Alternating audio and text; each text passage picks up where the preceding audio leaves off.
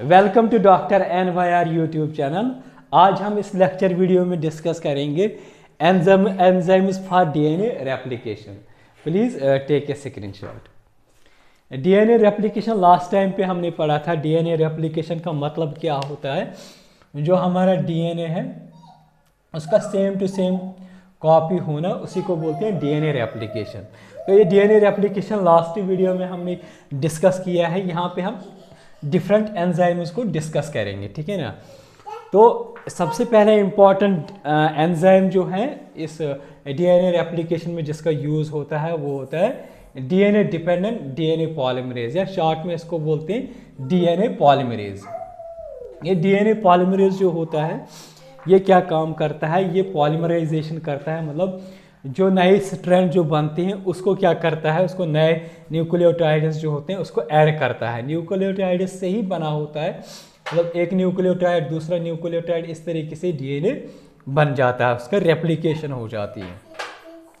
तो अगर हम देखेंगे एवरेज रेट जो होती है इन न्यूक्लियोटाइड इनकी पॉलीमराइजेशन का, वो होता है 2000 बेस पेयर्स पर सेकंड। इतना फास्ट ये पॉलीमराइजेशन कर देता है। अगर हम प्रोकैरियोट्स देखेंगे ना, प्रोकैरियोटिक सेल जो होती है उसमें अलग DNA रेप्लिकेशन होती है, इसी तरीके यूकैरियोटिक सेल जो होते हैं उसमें भी अलग तरीके से ये रेप्लिकेशन होती है। तो ये DNA पॉलीमरेज जो होता है इसके टाइप्स होते हैं। प्रोकैरियोट्स में अगर हम देखेंगे तो इसके 3 टाइप्स होते हैं, polymerase first, polymerase second and third. तो अगर हम यूकैरियोटिक सेल की बात करेंगे, यहाँ पे 5 टाइप्स के DNA पॉलीमरेज होते हैं। फॉर एग्जांपल ये हो गया alpha, beta, gamma, theta and epsilon. ये 5 टाइप्स के DNA पॉलीमरेज कहाँ पे प्रेजेंट होते हैं? जब यूकैरियोटिक सेल में DNA रेप्लिकेशन होती है तो वहाँ पे ये यूज़ हो जाते हैं, ठीक है ना। तो ये क्या करते हैं, ये एक तो ये फास्ट करते हैं। DNA पॉलीमरेज जो होते हैं ना, फास्ट इनके रिएक्शन होते हैं, पॉलीमराइजेशन जो होती है या रेप्लिकेशन जो, ये बहुत फास्ट होते हैं। फास्ट के साथ साथ क्या होती है, इनकी एक्यूरेसी बहुत ज़बरदस्त होती है। एक्यूरेसी और एफिशिएंसी ये बहुत अच्छी होती है। अगर इनकी एक्यूरेसी में कुछ गड़बड़ हो गया ना तो बहुत सारा डैमेज होगा एक सेल में। तो DNA जो होता है, DNA की जो म्यूटेशन होती है, अगर कुछ गड़बड़ होगा रेप्लिकेशन में तो वो इसी की वजह से होता है। तो ये जो एंजाइम्स जो होते हैं कभी कभी क्या करते हैं, अगर कोई मिसमैच होगा, कोई न्यूक्लियोटाइड जो होते हैं, डिफरेंट न्यूक्लियोटाइड जो होते हैं इनका मैच होता है, अगर कोई मिसमैच होगा तो वहाँ पे जो मिसमैच जो होते हैं उसको भी रिमूव करने में भी ये DNA पॉलीमरेज हेल्प कर देते हैं। तो दूसरा जो होता है हेलिकेस होता है। यहाँ पे जो हेलिकेस जो होता है, जैसे हमारा ये इस तरीके का जो DNA हमारा डबल हेलिक्स DNA जो होता है इस तरीके का होता है। तो जैसे 2 स्ट्रैंड के बीच में जो होता है डिफरेंट नाइट्रोजनस बेसिस, तो वो क्या होते हैं, जुड़े होते हैं हाइड्रोजन बॉन्डिंग से। तो ये हाइड्रोजन बॉन्डिंग को ब्रेक करता है हेलिकेस। तो हेलिकेस के टाइम पे जो होता है वो जो मतलब ओपन करता है, अनवाइंड करता है जो एंजाइम, उसको बोलते हैं हेलिकेस, ठीक है ना। तो ये हेलिकेस जो होता है यहाँ पे एक वाई शेप्ड स्ट्रक्चर बनता है जिसको बोलते हैं रेप्लिकेशन फोक। जब ये स्टार्ट होती है रेप्लिकेशन तो वहाँ पे जो वाई शेप्ड स्ट्रक्चर होता है उसको बोलते हैं रेप्लिकेशन फोक। तो एंजाइम जो होता है हेलिकेस वो चेन को ओपन कर देता है, ठीक है ना। तो जैसे हेलिकेस ओपन कर देता है तो जो बाकी का स्ट्रैंड जो होती है उसमें एक तरह का टेंशन प्रोड्यूस होता है।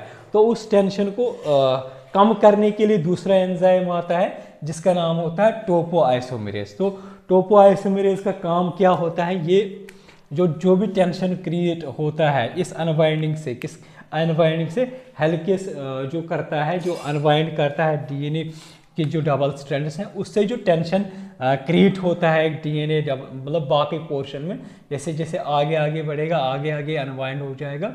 तो इस पोर्शन में जितना भी टेंशन क्रिएट हो जाएगा तो उसको कम कर रिलैक्स करने के लिए टोपोआइसोमेरेज यूज़ हो जाते हैं। तो इसके बाद आता है DNA लाइगेज। DNA लाइगेज क्या करता है, जैसे हमने यहाँ पे पढ़ा था ना DNA पॉलीमरेज, ये क्या काम करता है, ये एक स्ट्रैंड को बढ़ा देता है, फिर दूसरा जो स्ट्रैंड जो होता है, अगर हमने डीएनए पॉलीमरेज जो होते हैं इसकी जो एक्टिविटी जो होती है ये 5 to 3 मतलब डायरेक्शन में एक रेप्लिकेशन कर देता है। तो इसलिए इसको एक तो ये कंडीशन होती है, दूसरा इसका तब तक ये फंक्शन नहीं करेगा जब तक प्राइमर्स इसमें नहीं हो। तो प्राइमर जो होते हैं, जब प्राइमर होगा तो इस तरीके से ये रेप्लिकेशन करेगा, कंटिन्यूअस ये रेप्लिकेशन करेगा। तो इसको हम बोलेंगे कंटिन्यूअस स्ट्रैंड, ठीक है ना। तो या इसको बोलेंगे लीडिंग स्ट्रैंड, ठीक है ना, लीडिंग स्ट्रैंड। तो ये जो कंटिन्यूअस स्ट्रैंड यहाँ पे होगा क्योंकि 5 to 3 होता है, यहाँ पे ये कंटिन्यूअस करता है। दूसरी स्ट्रैंड क्या हो, यहाँ पे क्या करता है डीएनए पॉलीमरेज छोटे छोटे टुकड़ों में ये क्या करता है रेप्लिकेशन कर देता है। ये जो यहाँ पे एक बना दिया, यहाँ पे एक, तो इनको बोलते हैं ओकाज़की फ्रैगमेंट्स। तो ये जो ओकाज़की फ्रैगमेंट्स जो होते हैं ये जो बाद में जो डीएनए यहाँ पे ये जुड़ जाते हैं एक दूसरे से, मतलब ये एक इस तरीके से होते हैं। इनको फिर कौन जोड़ता है, डीएनए लाइगेज। डीएनए लाइगेज क्या करता है, जो भी ये हमारे ओकाज़की फ्रैगमेंट्स होते हैं यहाँ पे क्या करेगा ये फॉस्फोडाइस्टर बॉन्ड बना के डिफरेंट ओकाज़की फ्रैगमेंट्स को ज्वाइन करके बड़ा स्ट्रैंड बनाएगा। तो उस स्ट्रैंड को हम क्या बोलेंगे, डिसकंटिन्यूअस स्ट्रैंड, या उसको बोलते हैं लैगिंग स्ट्रैंड। तो ये हमने ऑलरेडी डिस्कस किया है। तो एक और एंजाइम होता है जिसको बोलते हैं एसएसबी। एसएसबी का मतलब क्या होता है, सिंगल स्ट्रैंड बाइंडिंग प्रोटीन। तो ये क्या काम करता है, जैसे हेलिकेस ने क्या किया है, एक दो जो स्ट्रैंड्स जो होते हैं वो ओपन किया हेलिकेस ने, तो इनको क्या होता है, फिर ये चांस होता है ये फिर से हाइड्रोजन बॉन्ड करके फिर से बाइंड हो जाएंगे। तो ये जो एसएसबी होते हैं ये इनको दूर रखते हैं ताकि ये फिर से ये जो यहाँ पे मतलब एक रेप्लिकेशन फोक बना है ये फिर से ये स्ट्रैंड्स फिर से ना जुड़े। तो इनको मतलब दूर रखने के लिए कौन कौन से एंजाइम्स यूज हो जाते हैं, SSB, single strand binding protein, ठीक है ना।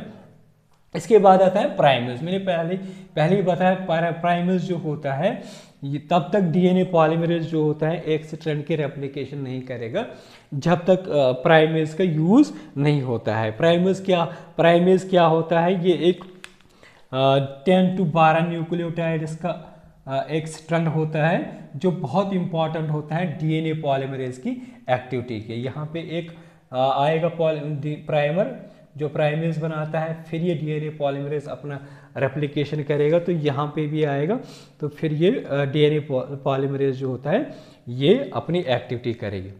तो ये कुछ एंजाइम्स होते हैं जो बीच में कभी 3 या 5 मार्क्स का क्वेश्चन आ सकता है कि डिफरेंट एंजाइम्स के नाम बता दीजिए जो डीएनए रेप्लिकेशन में यूज़ हो जाते हैं।